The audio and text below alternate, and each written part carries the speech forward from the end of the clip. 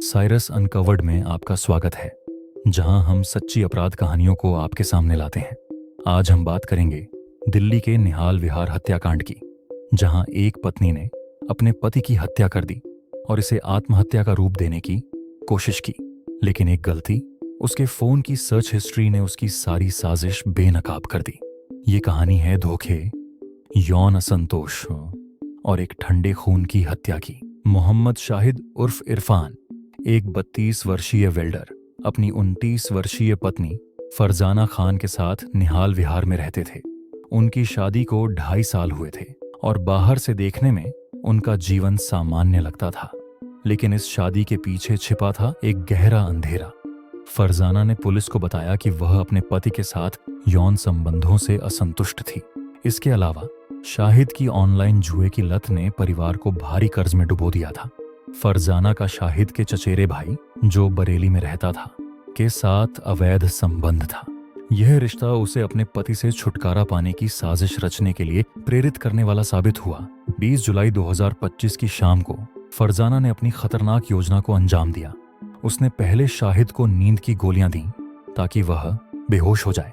फिर उसने चाकू से उनके सीने पर 3 बार वार किया, जिसमें एक घाव इतना गहरा था कि वह उनके दिल को भेद गया। हत्या के बाद उसने शाहिद के शरीर को संजय गांधी हॉस्पिटल ले जाकर दावा किया कि उसने जुए के कर्ज के तनाव में आत्महत्या कर ली। उसने पुलिस को बताया कि शाहिद ने खुद को चाकू मारा और कुछ अज्ञात गोलियां खा लीं, जिसके बाद वह बेहोश हो गया। लेकिन फरजाना की कहानी ज्यादा देर तक टिक नहीं सकी। सोमवार को हुए पोस्टमार्टम ने सच्चाई को उजागर कर दिया। डॉक्टरों ने बताया कि शाहिद के शरीर पर 3 गहरे चाकू के घाव थे, जिनमें से एक घातक था और स्वयं द्वारा लगाया जाना असंभव था। पुलिस ने फरजाना के फोन की जांच की और उसकी सर्च हिस्ट्री में चौंकाने वाले सबूत मिले। सुल्फास से किसी को मारने के तरीके और व्हाट्सएप चैट डिलीट करने के तरीके। इन साक्ष्यों के सामने फरजाना टूट गई और उसने हत्या की बात कबूल कर ली। उसने बताया कि वह अपनी शादी से नाखुश थी, यौन असंतुष्ट थी और शाहिद के चचेरे भाई के साथ अपने रिश्ते को बनाए रखना चाहती थी।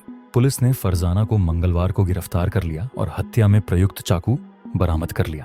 अब जांच का फोकस शाहिद के चचेरे भाई पर है, जो बरेली में रहता है। पुलिस ने फरजाना की कॉल हिस्ट्री और व्हाट्सएप चैट्स की जांच शुरू की है, ताकि यह पता लगाया जा सके कि क्या उसका प्रेमी इस हत्या में शामिल था।